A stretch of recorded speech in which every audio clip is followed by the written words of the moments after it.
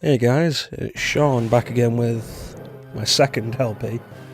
I'm not going to be keeping count of the LPs I do, it's just probably after this one. Playing Metroid Zero Mission for the Game Boy Advance on the Wii U Virtual Console. It's really one of the best ways to play this. This type of music is excellent, but the Wii U Virtual Console actually has a little feature. If we press the right analog stick, screen smoothing, which I kind of like the option to turn it off and on so smoothly. But we're playing with screen smoothing off because I like to have the pixels be very crisp. So I've beaten Metroid Zero Mission numerous times. It is one of my favourites of the Metroid series.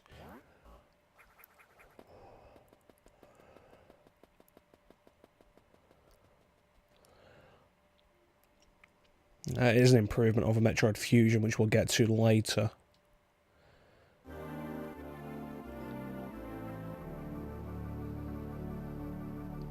That's awesome. I love that little opening riff. Every time it happens. It's always really neat. But this is not a long game. We'll probably get through this in under two and a half hours. Like with Symphony of the Night, it's not like I'm a speedrunner or anything, but this isn't a long game. It kind of goes by really quickly.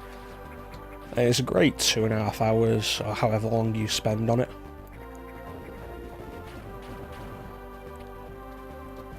So yeah, I am playing this on the Wii U Virtual Console with a Wii U Pro controller.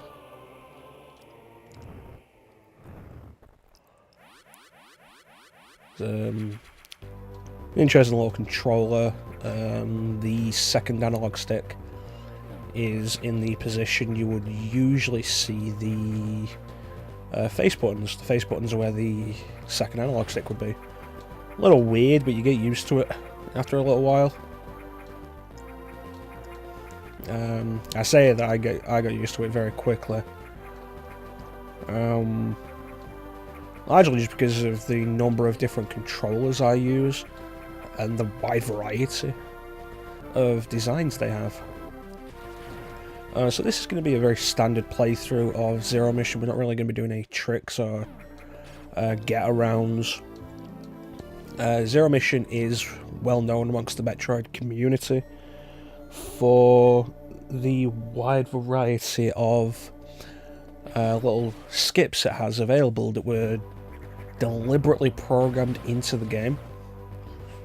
Somewhat as an apology for the very linear nature of Fusion. Like, we just got the long beam. It is entirely possible and not even difficult to skip the long beam and then never get it. So what the long beam does is, this is our goal for most of the game. We'll discuss that more later. The long beam means your power beam shoots across the entire screen. Previously it didn't. You can go through the entire game without getting that upgrade.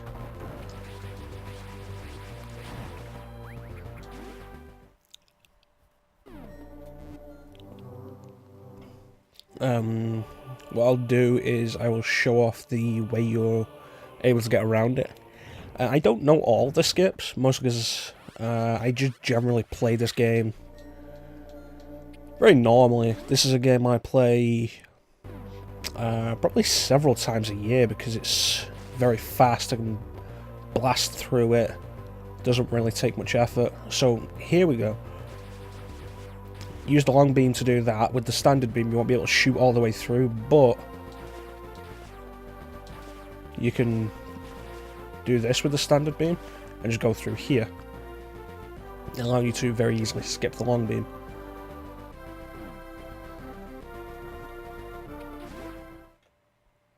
I'm going to be doing some safety saves just for the sake of not having to restart if I die. But in general, Zero Mission isn't a difficult game. So if I'm dying, I'm doing something wrong, rather than the game being difficult.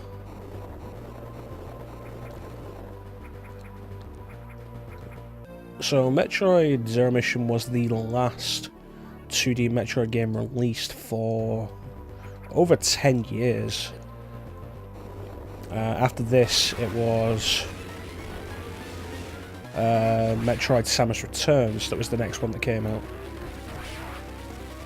which came out for the 3DS much later.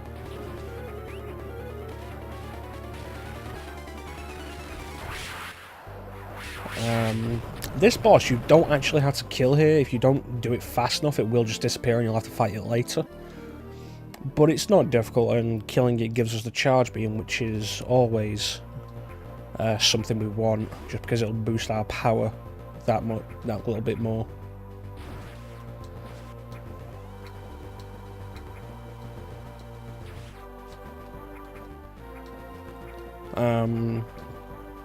So I was considering,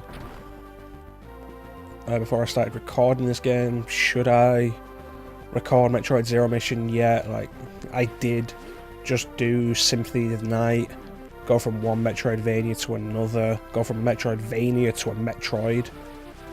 But I decided, like, I can get through this game really quickly. It's a fairly relaxing time for me. Not too much effort needs to be put in.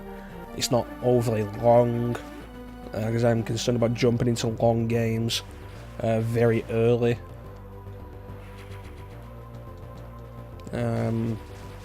Because if I do stop doing Let's Plays at any point, I don't really want to leave any half-finished. I was like, oh yeah, let me just start Persona 5. Oh yeah, no. I feel like quitting now, but I'm only 20 hours into the game. Better keep going. Yeah, so stick with some shorter games that I can blast through fairly quickly for a while I get comfortable with the idea. We'll show off the map.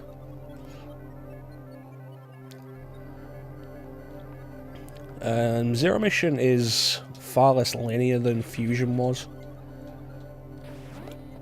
Fusion being technically Metroid 4.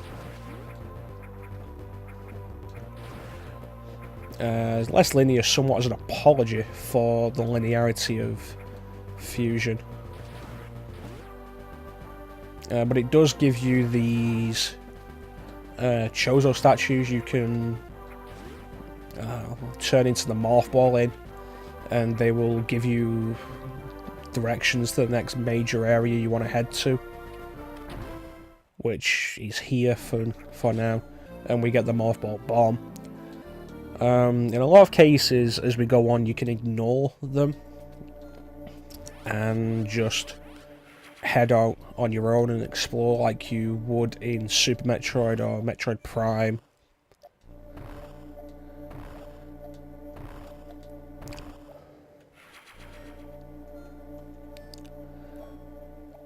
But I think it's a nice little balance between the rigid linearity of Metroid Fusion and the more open-ended design of Super Metroid.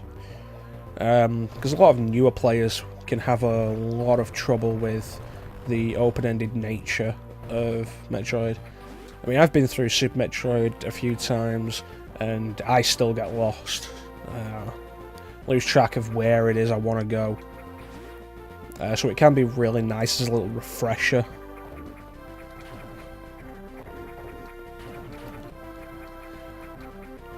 It is nice to see Nintendo giving love to the Metroid series again with Metroid Prime 4 due out soon. There's the hopes that the rumours about Metroid Prime Trilogy on Switch will be true, which I'm really hoping will be true, because I'll buy Metroid Prime Trilogy again on Switch, because I am a fool for Metroid. Here we go, this is another one that'll tell us where to go. I think we need to head down to Brinstar now. No, we're in Brinstar, we need to head into Norfair. I was thinking we were in Criteria, but Criteria's later.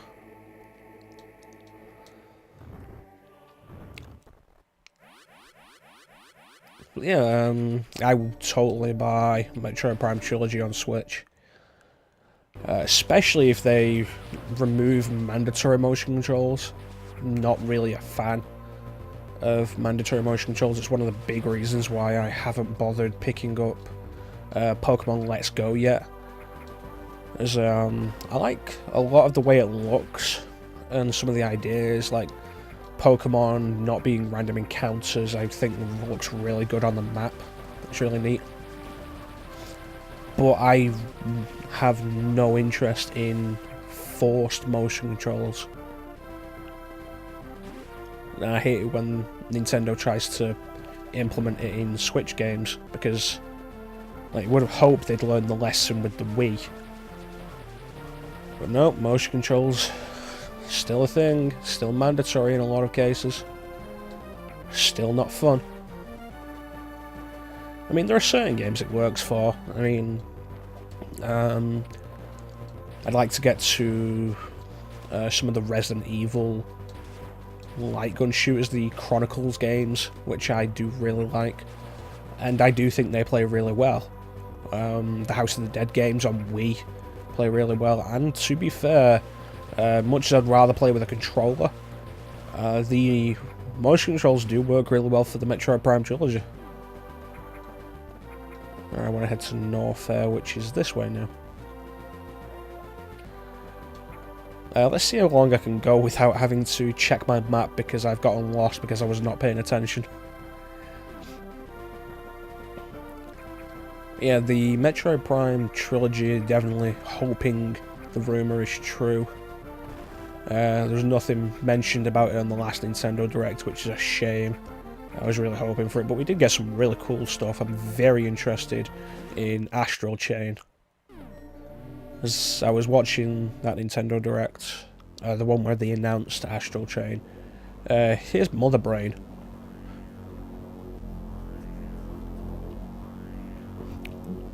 She's watching us.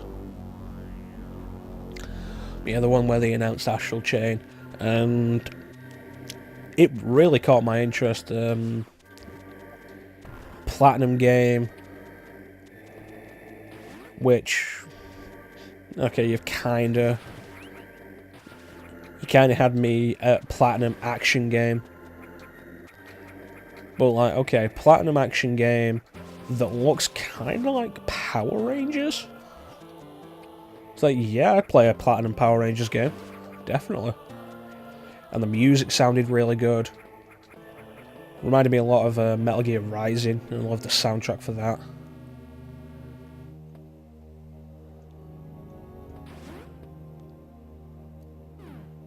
Not this way. Yeah, Metal Gear Rising, really love the soundtrack for that.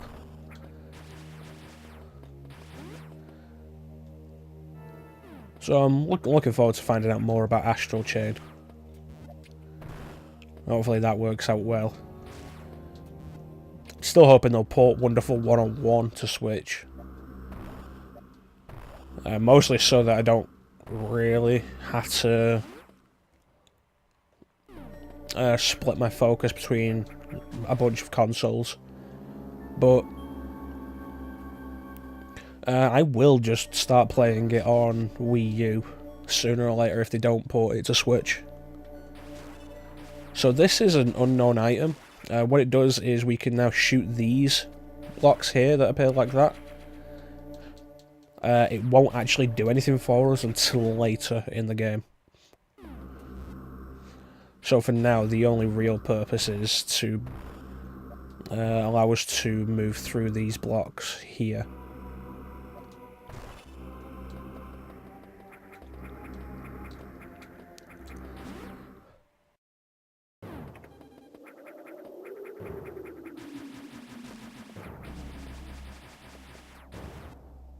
Is it Metroid Fusion?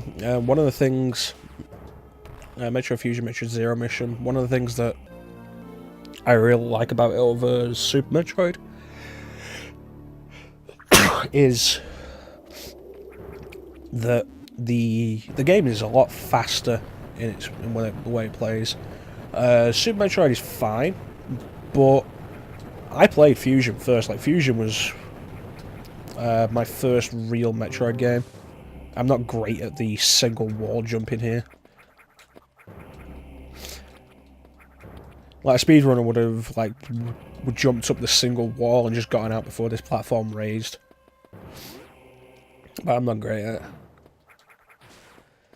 But yeah, it plays a lot faster than Super, which... Like, Super's a great game, but it's difficult after I played a lot of Fusion. Before I played Super Metroid for the first time. And it's so much slower and floatier, and it was really difficult to go back to, I felt. And I like the way Zero Mission does continue the much faster movement. I really like the way it feels. And if you watch a speedrunner or a tool-assisted speedrun of Zero Mission, like, the speed everything moves at is really impressive. Like, it's so fast.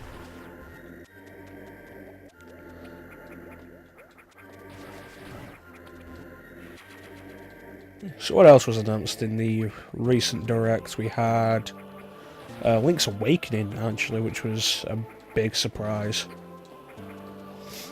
I was watching that, and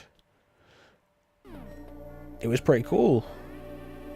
I was not overly enthusiastic about the visual style, because I was looking at it and I was thinking, like, cool, Link's Awakening, I'd love to play this with more than 2 buttons, because as great as Link's Awakening is, the Game Boy, the 2 buttons on the Game Boy is a little restrictive in terms of how it feels.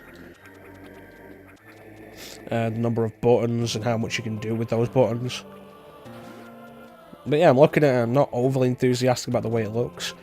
Mostly because, like, Link Between Worlds has already happened.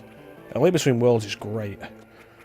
And it's like, visually, it's like, what if they remade Link to the Past? And it's really cool. And I was thinking to myself that they should have done Link's Awakening in the same style. But then I actually ended up sitting down and thinking about it, and Link Between Worlds is the same style as Link to the Past, but with 3D graphics, and it looks really nice. But the way they've shown Link's Awakening is the same idea, but it's Link's Awakening in 3D graphics. And I realised just how smart that was as an idea. It's not that I wasn't looking forward to it anyway, but, you know, once I got past my whole, you know, it should look this way idea, which, to be fair, didn't take that long. It was only a few days, I think, of it, before I thought about it. But it's really neat, and I'm looking forward to Link's Awakening. Hoping they keep the Colour Dungeon, so the Colour Dungeon's great.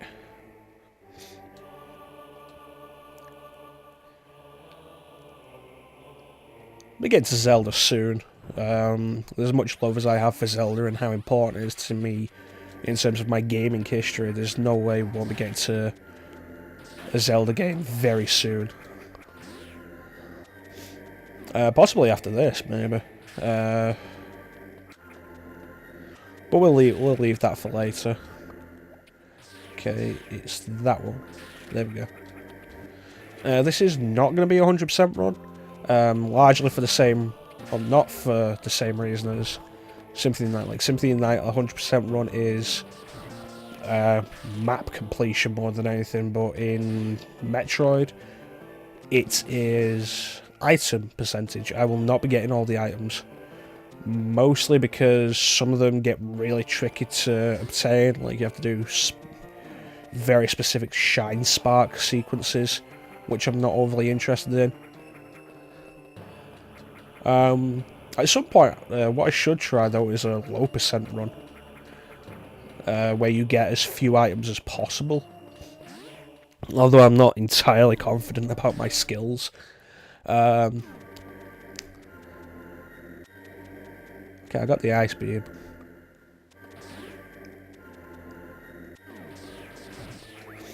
Not entirely confident about my skills and how well I could pull it off with very limited health and missiles.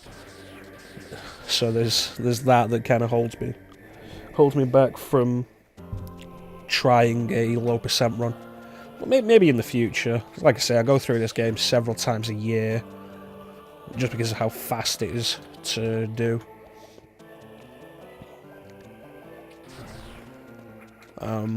A big part of the reason why I don't speedrun anything like this is a lot of the skills for the speedrunning require a lot of dexterity, and I feel like my fingers just don't respond properly the way I need them to a lot of the time to actually pull off a lot of the speedrun tricks. Like, I'm not fast enough with a lot of it.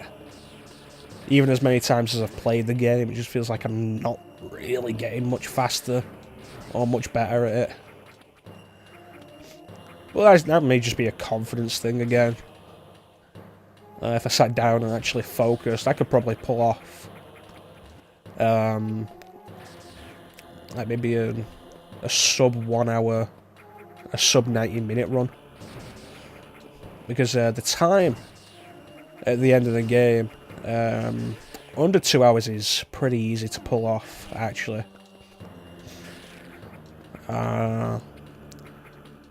Like, the total Let's Play will probably be longer than 2 hours, but the in-game timer at the end will probably say less than 2 hours. Okay, so now we've got the Ice Beam, and very much like Sympathy of the Night, Ice Beam will allow us to move to new areas. Which is why the two games contribute the name of the genre, the Metroid and the Vania.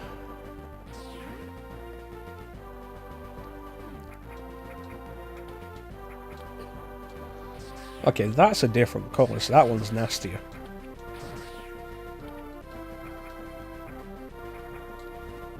All of these enemies do have names. I do not know them. Like this guy appears in so many Metroid games. No idea what he's called.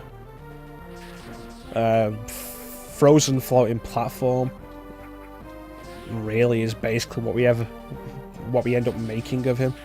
I feel like this is going to be a dead end for now, actually.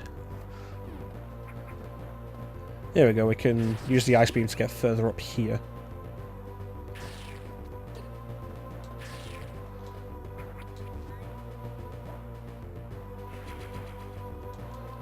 Okay, and power bomb. Not a power bomb, just a regular bomb.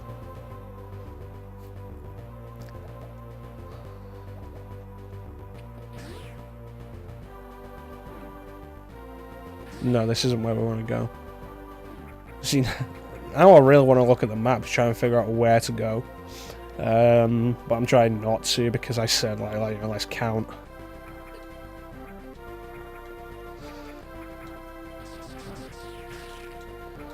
I think there's something up here.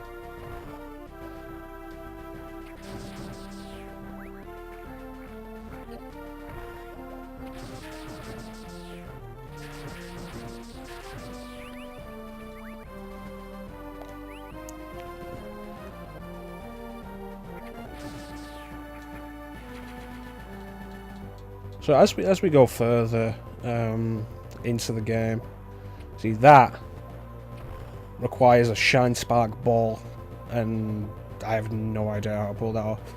I could look into it and try and find out, but this is a relaxing game for me. It's like start, play, bam, done.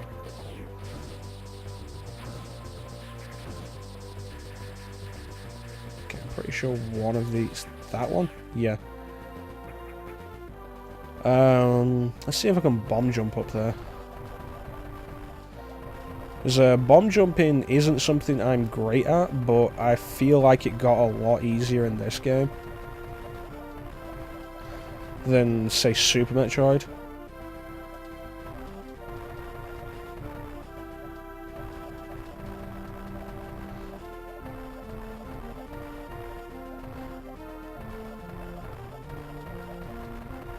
Yeah, I'm not great at it. We'll get that when we get the high jump, probably. We'll probably back through this corridor. We